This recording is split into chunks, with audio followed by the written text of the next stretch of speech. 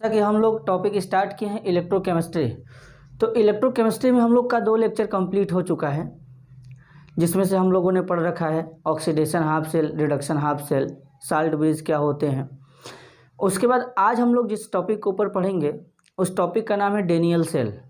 और आज हम लोग सीखेंगे कि डेनियल सेल को कैसे बनाया जाता है, डेनियल सेल को बनाएंगे भी, और डेनियल सेल में जो भी रिएक्शंस होते हैं और उस रिएक्शन को लिखेंगे भी, और एक एक बात को याद भी रखेंगे, क्योंकि डेनियल सेल एग्ज़ाम के पॉइंट ऑफ व्यू से बड़ा इम्पोर्टेंट है। तो डेनियल सेल में कौन कौन से पार्ट यूज़ होते हैं, कैसे बनाया जाता है और इसका रिएक्शंस क्या होता है, ये सब आपको आना चाहिए। तो आइए हम लोग स्टार्ट करते हैं डेनियल सेल। तो डेनियल सेल हमारा जो होता है, आप लोगों ने बताया, आप लोग को पता है कि जो गैल्वेनिक सेल था, तो गैल्वेनिक सेल जो होता है इसी का एग्जाम्पल होता है Daniell cell. Daniell cell galvanic cell का एग्जाम्पल होता है। तो जब हम लोग डेनियल सेल को बनाएंगे तो डेनियल सेल में क्या क्या यूज़ करेंगे, तो जो डेनियल सेल है इसमें जिंक कॉपर से बनाएंगे। अब जो जिंक होता है इसका रिएक्टिविटी ज़्यादा होता है, तो यहाँ पे लिखा जाएगा जिंक जो होता है ज़्यादा रिएक्टिव होता है, और कॉपर जो होता है लेस रिएक्टिव होता है। अब हमको कैसे पता चलेगा कि जिंक ज़्यादा रिएक्टिव होता है, कॉपर लेस रिएक्टिव होता है, तो ये हम लोगों को पता चलेगा इलेक्ट्रोकेमिकल सीरीज़ से, जो कि इसके बाद आएगा भी आगे, जिसके टॉपिक पे हम लोग डिस्कस करेंगे। तो इलेक्ट्रोकेमिकल सीरीज़ से वहाँ पे इलेक्ट्रोड पोटेंशियल का डाटा दिया होता है, तो उस डाटा को देख करके हम लोग बता सकते हैं कि किस मेटल का रिएक्टिविटी ज़्यादा होगा और किस मेटल का रिएक्टिविटी कम होगा। तो अभी तक फ़िलहाल में आप इतना याद रखिए कि जो जिंक मेटल होता है इसका रिएक्टिविटी ज़्यादा होगा, और कॉपर मेटल का जो रिएक्टिविटी होगा इसका रिएक्टिविटी क्या होगा, लेस होगा। तो जिसका रिएक्टिविटी ज़्यादा होता है उसका ऑक्सीडेशन होता है, और जिसका रिएक्टिविटी कम होता है उसका रिडक्शन होता है। तो यानी यहाँ पे क्या होगा, जिंक से इलेक्ट्रॉन किधर की तरफ मूव करेंगे, कॉपर की तरफ। तो यानी जिंक का क्या होगा, ऑक्सीडेशन, और कॉपर का क्या होगा, रिडक्शन होगा। पहले इतना क्लियर होना चाहिए। और यहाँ पे 2 बात और यूज़ किया जाएगा। एक बात यूज़ किया जाएगा कैथोड, और दूसरा बात यूज़ किया जाएगा एनोड। तो ये कैथोड और एनोड क्या होंगे, तो जो कैथोड हमारा होता है ये हमारा होता है रिडक्टिव पार्ट। रिडक्टिव पार्ट का मतलब क्या होता है, इस पे हमेशा क्या होगा, रिडक्शन। जो एनोड होता है ये हमारा होता है ऑक्सीडेटिव पार्ट, और ऑक्सीडेटिव पार्ट का मतलब इस पे हमेशा क्या होगा, ऑक्सीडेशन। अब हम लोग क्या करेंगे कि मतलब ये देख करके नहीं बता सकते कि किस इलेक्ट्रोड पे नेगेटिव चार्ज होगा, कौन सा इलेक्ट्रोड हमारा पॉजिटिव टर्मिनल होगा। तो सबसे अच्छा तरीका है कि कैथोड और एनोड को पहचानने का, जिस इलेक्ट्रोड पे हमारा रिडक्शन होगा वो वाला इलेक्ट्रोड हमारा कैथोड, और जिस इलेक्ट्रोड पे ऑक्सीडेशन होगा वो हमारा एज ए एनोड के जैसा बिहेव करेगा। तो इससे हम लोग पहचान सकते हैं। या फिर इसके जगह हम लोग जैसे अगर डेनियल सेल बनाए तो या तो यहाँ पे हम लोग क्या यूज़ कर लें, कॉपर और सिल्वर। अब अगर कॉपर और सिल्वर यूज़ करेंगे तो कॉपर का रिएक्टिविटी ज़्यादा होगा, इसका रिएक्टिविटी जो होता है रिएक्टिविटी ज़्यादा होगा और इसका रिएक्टिविटी कम होगा। तो इलेक्ट्रॉन हमारा कॉपर से सिल्वर की तरफ मूव करेंगे। तो यानी यहाँ पे अब हमारा कॉपर क्या होगा, कॉपर पे ऑक्सीडेशन होगा, सिल्वर पे रिडक्शन होगा। तो कॉपर कैसा बिहेव करेगा, कॉपर हमारा एनोड के जैसा बिहेव करेगा और सिल्वर हमारा कैथोड के जैसा बिहेव करेगा। अगर हम जिंक और कॉपर का यूज़ करेंगे तो जिंक हमारा कैसा बिहेव करेगा, एनोड के जैसा, और कॉपर कैसा बिहेव करेगा, कैथोड के जैसा। तो ये पहचानने का तरीका होता है। तो इस तरीके से पहचान करके हम लोग क्या कर सकते हैं कि एक सेल को अच्छे से समझ सकते हैं और बना सकते हैं। तो इतना बात आपको क्लियर हो गया होगा। अब आपको बना के दिखाया जाएगा कि कैसे बनेगा। तो जब हम लोग सेल पढ़ रहे थे तो वहाँ पे 2 हाफ सेल का यूज़ किया गया था, और 2 हाफ शेल हम लोग क्या करेंगे, ऐसे बना लेंगे, ये 2 हाफ शेल हो जाएगा। अब उसके बाद इनमें क्या किया जाएगा, इनमें एक मेटल रॉड डिप किया जाएगा, एक इसमें और एक इसमें। अब इसके बाद आपको क्या करना है, इस मेटल रॉड को एक वायर से कनेक्ट करेंगे। जब इस वायर से कनेक्ट किया जाएगा तो इलेक्ट्रॉन का मूवमेंट हमारा इस साइड में होगा, इधर इलेक्ट्रॉन हमारे मूव करेंगे, मतलब इस इलेक्ट्रोड से इलेक्ट्रॉन निकला इस इलेक्ट्रोड पे जाएगा। अब इसमें हम लोग क्या करेंगे, साल्ट सोल्यूशन भरते हैं। वो साल्ट सोल्यूशन हमारा किसका होगा, इसमें हम लोग जिंक सल्फेट का साल्ट सोल्यूशन लेंगे, एक्वस। जिंक सल्फेट हमारा सॉलिड के फॉर्म में होगा, इसको वाटर में डिसॉल्व करेंगे तो ये हमारा ऐसे इलेक्ट्रोलाइट के फॉर्म में, यानी जिंक +2 और SO4-2 में क्या होगा, ब्रेक होगा। और इसी सोल्यूशन को हम लोग क्या करेंगे, इसमें फिलअप करेंगे। तो इनके नीचे AQ लिखने का मतलब आप समझ जाइए कि यहाँ पे जो जिंक सल्फेट था इसको वाटर में डिसॉल्व किया गया तो ये अपने आयन में सेपरेट होगा और इसी एक्वस सोल्यूशन को इसमें फिलअप करेंगे। अब उसके बाद जिस मेटल का साल्ट होगा उसी मेटल के रॉड को उस सोल्यूशन में डिप करेंगे। तो यहाँ पे जिंक सल्फेट का सोल्यूशन है तो यहाँ पे आपका ये मेटल कौन सा होगा, जिंक मेटल। आपको इतना क्लियर होगा। अब यहाँ पे कॉपर सल्फेट का सोल्यूशन लेंगे, CuSO4, ये एक्वस में होगा तो ये भी हमारा क्या करेगा, Cu2+ और SO4-2 में क्या करेगा, ब्रेक करेगा, AQ और AQ, ये हमारा हो जाएगा। तो यानी इस सोल्यूशन में हमको क्या मिलेगा, जिंक +2 रहेगा और सल्फेट आयन। इस सोल्यूशन में कॉपर +2 और सल्फेट आयन ये प्रेजेंट होंगे। तो ये इनका सोल्यूशन हो गया। अब यहाँ पे कौन से मेटल का यूज़ करेंगे, यहाँ पे हम लोग Cu मेटल का यूज़ करेंगे। अब देखिए जैसा कि आपको पता चल गया, जिंक क्या करेगा, एनोड के जैसा बिहेव करेगा, क्योंकि जिंक का रिएक्टिविटी ज़्यादा होगा तो जिंक इलेक्ट्रॉन लूज करने की टेंडेंसी रखेगा, तो जिंक का क्या होगा, ऑक्सीडेशन। तो यानी ये वाला रॉड हमारा जो है, ये वाला जो इलेक्ट्रोड है, इस इलेक्ट्रोड पे हमारा क्या होगा, ऑक्सीडेशन। तो इसका नाम क्या बनेगा, एनोड। ठीक है। अब इस पे हमारा क्या होगा, रिडक्शन। तो ये हमारा एज कैसा बिहेव करेगा, कैथोड। इस डेनियल सेल को बनाने का सबसे आसान तरीका यही है, जो भी पर्सन इलेक्ट्रोकेमिस्ट्री का फर्स्ट लेक्चर देख ले और दूसरा लेक्चर देख ले तो उसके बाद ये तीसरे पार्ट में एकदम आसान हो जाएगा डेनियल सेल बनाना, क्योंकि इसमें कुछ करना नहीं है। अगर आपको पहले और दूसरे चैप्टर से या पार्ट से जो इलेक्ट्रोकेमिस्ट्री का लेक्चर अपलोड किया गया है उससे अगर ऑक्सीडेशन हाफ सेल और reduction half cell, salt base, अगर ये तीनों क्लियर हो चुका है तो इसको आप आसानी से बहुत ही कम समय में बना सकते हैं, एकदम 1 मिनट के अंदर बना सकते हैं।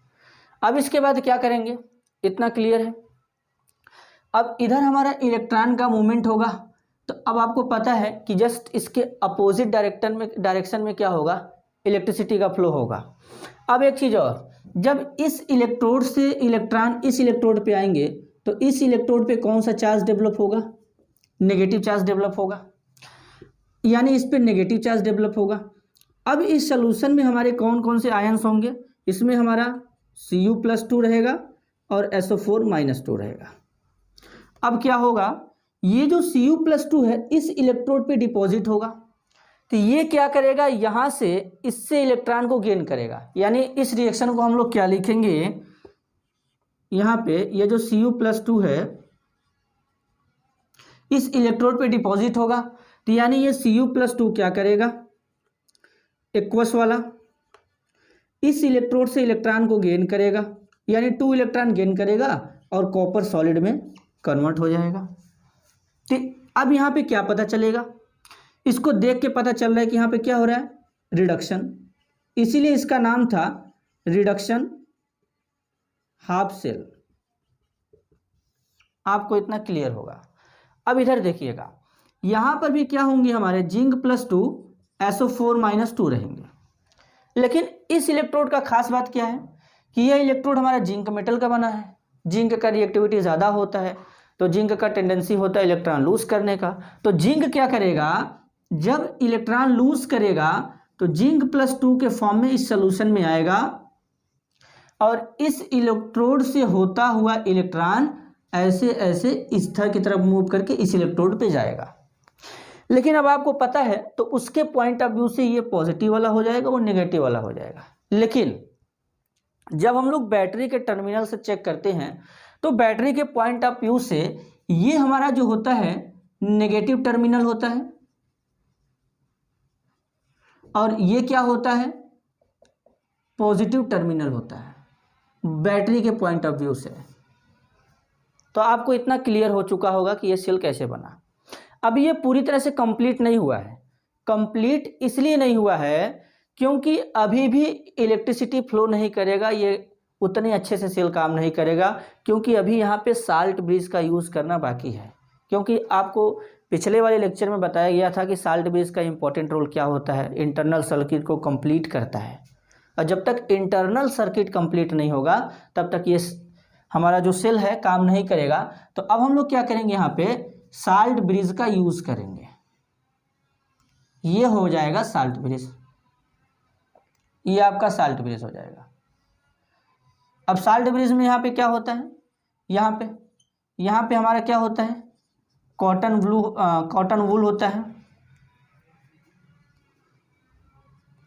इसके बाद इसमें हमारा KCl होता है विथ अगार पेस्ट। इसी का नाम क्या रहेगा, साल्ट ब्रिज। अब आपका ये क्या हो गया, ये सेल कंप्लीट हो चुका है। अब हम लोग क्या करते हैं कि इससे इलेक्ट्रिसिटी को जनरेट कर सकते हैं। यहाँ पे हम लोग क्या करेंगे, एक बल्ब का यूज़ कर देंगे और वो बल्ब क्या होगा, जलने लगेगा। तो इसी सेल का नाम है डेनियल सेल और इसको हम लोग ऐसे ही बनाते हैं। हाँ, तो इस रिएक्शन को भी हम लोग लिख लेते हैं। तो जब यहाँ पे जिंक था तो जिंक हमारा सॉल्यूशन में सॉलिड में था पहले, ये इलेक्ट्रोड में। अब ये सॉल्यूशन में जिंक +2 के फॉर्म में आएगा तो यहाँ पे जिंक +2 बनेगा एक्वस में और उसके बाद ये 2 इलेक्ट्रॉन क्या करेगा, रिलीज करेगा और यही 2 इलेक्ट्रॉन हमारा इस इलेक्ट्रोड से मूव करते हुए इस इलेक्ट्रोड पे जाता है। तो यहाँ पे देखने से ही पता चल रहा है कि यहाँ पे क्या हो रहा है, ऑक्सीडेशन। यहाँ पे ऑक्सीडेशन हो रहा है, तो इसीलिए इसका नाम है ऑक्सीडेशन हाफ सेल। अब इसको हम लोग क्या करेंगे, स्टैंडर्ड कंडीशन पे कैसे लिखते हैं ये भी हम लोग जानते ही हैं। अब मैं क्या करूँगा कि ये आपको सेल पूरा समझ में आ गया, इसको आप अपने कॉपी में अच्छे से बनाइएगा एक एक पॉइंट करके। अब इसके बाद इस सेल के अंदर जो जो रिएक्शन होता है उस रिएक्शन को हम लोग क्या करेंगे, इधर साइड में लिखेंगे। तो यहाँ पे हम लोग पूरा का पूरा रिएक्शन लिखते हैं, एक एक रिएक्शन यहाँ पे लिखना जरूरी है। अब रिएक्शन को लिखते हैं। पहले रिएक्शन हम लोग लिखेंगे किस पे, एट एनोड। एनोड पे पहले रिएक्शन को लिखेंगे। अब एनोड पे हमारा क्या है, जिंक मेटल है सॉलिड के फॉर्म में, ये किस में कन्वर्ट होगा, जिंक +2 एक्वस में और यहाँ से 2 इलेक्ट्रॉन रिलीज। यहाँ पे क्या होगा, ऑक्सीडेशन। अब इसी को हम लोग क्या करते हैं, अगर SRP SOP standard oxidation potential के फॉर्म में लिखते तो यहाँ पे क्या हो जाता है, E0 जिंक और जिंक +2, ये हमारा सॉलिड में और ये हमारा एक्वस में होता। और SOP का मतलब होता है स्टैंडर्ड ऑक्सीडेशन पोटेंशियल। अब हम लोग आगे चलते हैं। इसके बाद सेकेंड टर्म में आते हैं, एट कैथोड, यानी जो रिएक्शन कैथोड पे होगा उसको लिखेंगे।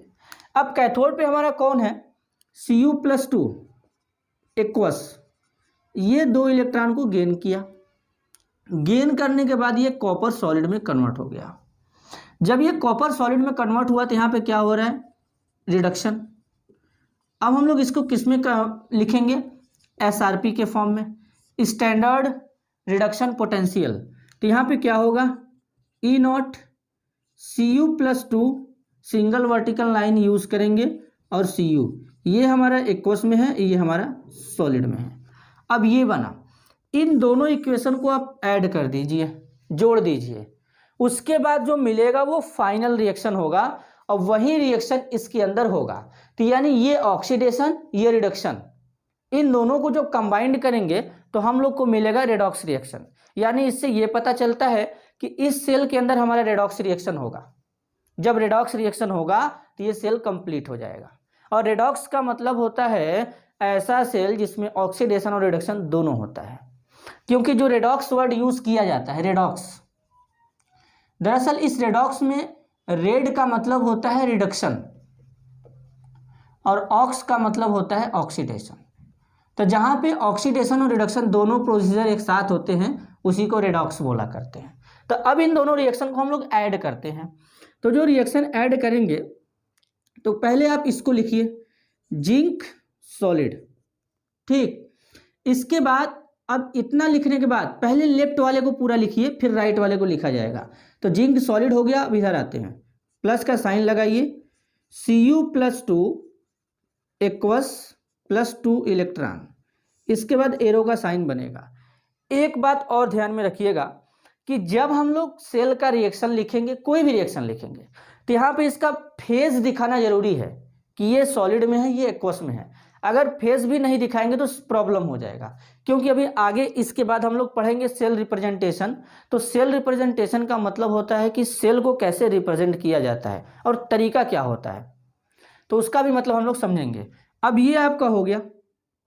अब इसके बाद यहाँ पे क्या है, जिंक +2 एक्वस 2 इलेक्ट्रॉन यहाँ पे लिखा गया है।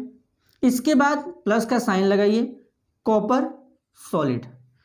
अब देखिए यहाँ पे क्या होगा, ये 2 इलेक्ट्रॉन से 2 इलेक्ट्रॉन कैंसिल हो जाएगा, तो क्या बचेगा final reaction, zinc solid plus Cu+2 aqueous zinc +2 aqueous और Cu सॉलिड। ये आपका फाइनल रिएक्शन है और इसी रिएक्शन का नाम है रेडॉक्स रिएक्शन। और यही रिएक्शन हमारा क्या हो रहा है, इस सेल के अंदर प्रोसीड हो रहा है और इसी के बेसिस पे ये सेल हमारा पूरा क्या करेगा, काम करेगा।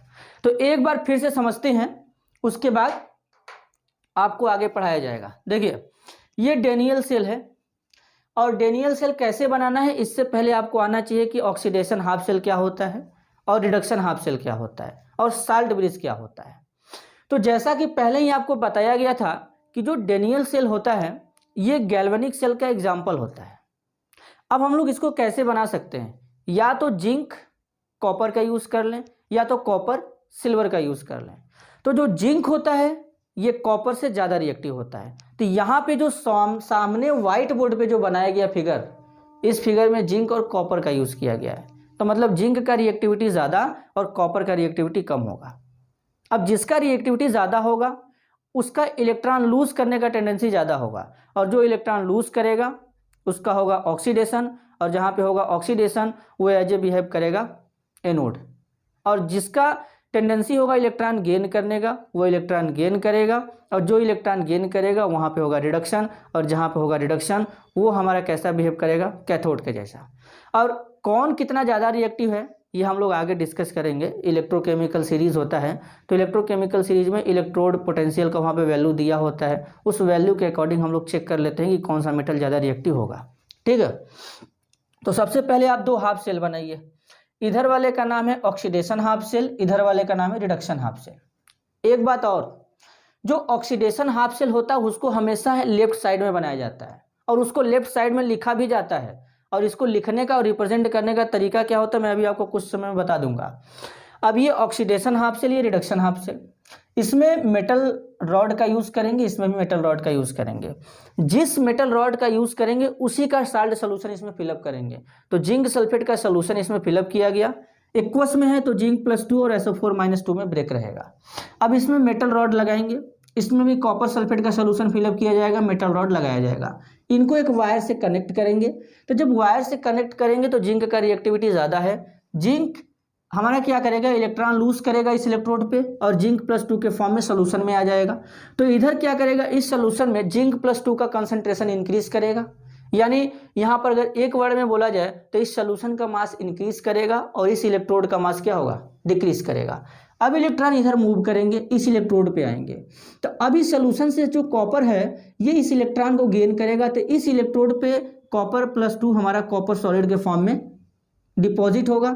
तो इस इलेक्ट्रोड का मास इंक्रीज किया, इस सोल्यूशन का मास डिक्रीज करेगा। अब अभी भी ये आपका कंप्लीट नहीं हुआ है। इस सेल को यानी इसके इंटरनल सर्किट को कंप्लीट करने के लिए साल्ट ब्रिज का यूज करेंगे। जैसे ही साल्ट ब्रिज लगाएंगे ये सेल काम करना स्टार्ट हो जाएगा। और अगर आप यहाँ पे कोई बल्ब का यूज करेंगे तो वो बल्ब जलेगा, यानी इलेक्ट्रिसिटी जनरेट होना स्टार्ट हो गया। ये जो आपका पूरा है ये आपका डेनियल सेल है। अब ये हमारा ऑक्सीडेशन हो रहा है तो एनोड हो जाएगा और इस पे रिडक्शन हो रहा है तो यहाँ पे कैथोड हो जाएगा। बैटरी के पॉइंट ऑफ व्यू से ये नेगेटिव टर्मिनल और ये पॉजिटिव टर्मिनल होगा। ठीक है, इतना आपको क्लियर होगा।